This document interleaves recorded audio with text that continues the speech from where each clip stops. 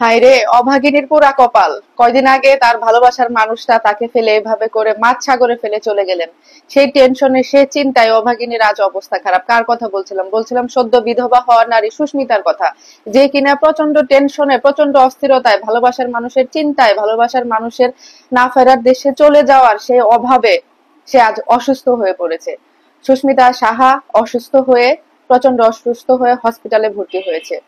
এখন কি হয়েছে না হয়েছে আমরা এখনো সঠিকটা জানি না, তবে প্রচন্ড অসুস্থ হয়েছে। সেই ভিডিওটা আমরা পেয়েছি, সেই ভিডিওটা আমাদের হাতে এসেছে। অনেক রকম টেকনিক্যাল ইস্যুর জন্য সেই ভিডিওটা আপনাদের সাথে শো করতে পারছি না, তবে স্ক্রিনে একটি ছবি দেখছেন, এই ছবিটা এই দেখুন, ভালো করে খেয়াল করুন, ভালো করে লক্ষ্য করুন। তার মুখে অক্সিজেন মাস্ক পরানো, এবং ভিডিওতে দেখলাম যে সে বারবার এইভাবে করে তার হার্টের দিকে দেখাচ্ছিল। তার মানে তার প্রচন্ড বুকে ব্যথা হয়েছে। হতে পারে এরকম হার্টের কোনো সমস্যা, বা হার্টে কোনো সমস্যা নিয়ে, বা জটিল কোনো সমস্যা নিয়ে হয়তো হসপিটালে ভর্তি হয়েছে। এবং তার আশেপাশের যারা আপনজন আছে, তার মা, তার ভাবি, তার ভাই, তার বাবা, সবাই তাকে মাথায় হাত বুলিয়ে দিচ্ছে এবং সান্ত্বনা দেওয়ার চেষ্টা করছে। খুব খারাপ লাগছে ঘটনাটাতে। এমনিতেই আমরা আমরা অনেকটাই কষ্ট পাচ্ছি এই ঘটনার জন্য। এর মধ্যে এত বড় একটি দুঃসংবাদ, এটা আরো আমাদেরকে কষ্টে ফেলে দিছে। খুব টেনশন হচ্ছে মেয়েটার জন্য, সত্যি। কি বলবো, সে কতটুকু দোষ করেছে করে নাই এটা এখনো অজানা, এখনো আমরা জানি না। এক একজন বলছে এক এক রকম কথা, কেউ বলছে মার দোষ, কেউ বলছে ওর দোষ, কেউ বলছে যে পলাশ সাহা নিজের দোষ। আবার আমরা কোনো সিসিটিভি ফুটেজও পাইনি যে আসলে কার দোষ, বা আসলে কি ঘটনাটা, আসলে কি। এর মধ্যে অনেক রহস্য রয়েছে, এখন মনে হচ্ছে অনেক রহস্য, অনেক কিছু লুকায়িত রয়েছে যা এখনো প্রকাশ হয়নি। জানি না কি হবে ভবিষ্যতে, তবে মেয়েটার এরকম হলো, এখন কি জন্য এরকম হলো। আবার কিছুদিন আগে গুঞ্জন, বা ও মেয়েটা একটু আধো আধো করে বললো যে আমার অনাগত সন্তানের তাহলে কি হবে, আসলে মেয়েটা প্রেগনেন্ট কিনা, তাহলে এই অবস্থায় সে যে অসুস্থ হসপিটালে গেল, তাহলে বাচ্চার কোনো ক্ষতি হবে কিনা, আদৌ তার পেটে বাচ্চা আছে কিনা সেটাও কিন্তু আমরা জানি না। এখনো কিন্তু কোনো কিছু ক্লিয়ার করা হয়নি।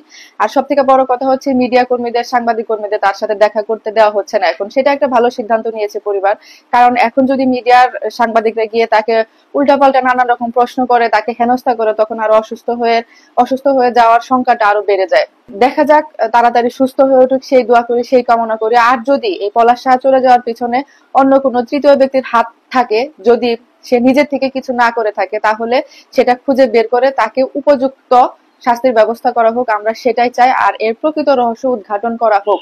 কারণ কোনো মানুষ পারিবারিক এইভাবে এত এত কষ্ট করে সে পড়াশোনা করে এত দূর এসেছে, সে এত কষ্ট করেছে, ট্রেনিং অবস্থায় এত কষ্ট করেছে, এত কিছু করার পরে কোনো মানুষ আসলে এইভাবে দুনিয়া থেকে চলে যাওয়ার কথা না। আমরা সবাই অবাক, সারা বিশ্বকে নাড়িয়ে দিয়েছে একটি ঘটনা। মেয়েটাকে এখন কে সান্ত্বনা দেবে, কিভাবে সান্ত্বনা দেবে? মার তো তা অনেকগুলো ছেলে রয়েছে। সবাই বলছে যে এরকম সে হাজবেন্ড পাবে। হাজবেন্ড পাওয়া এত সহজ না। একটা মানুষকে মনে জায়গা দিয়ে আরেকজন মানুষকে আবার করে ঢুকানো, এটা এত সহজ না। আবার করে আরেকজন মানুষকে ভালোবাসা এত সহজ না।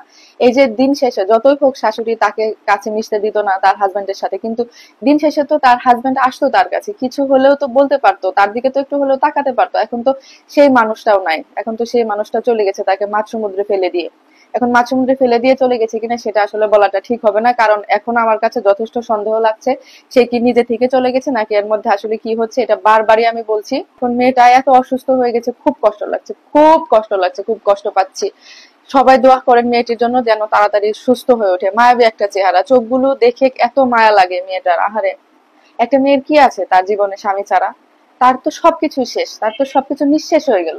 কি আছে আর, তার কি থাকলো আর বাকি? কিছুই বাকি রইলো না। অনেক অনেক দোয়া করেন সবাই, আমরা দোয়া করি।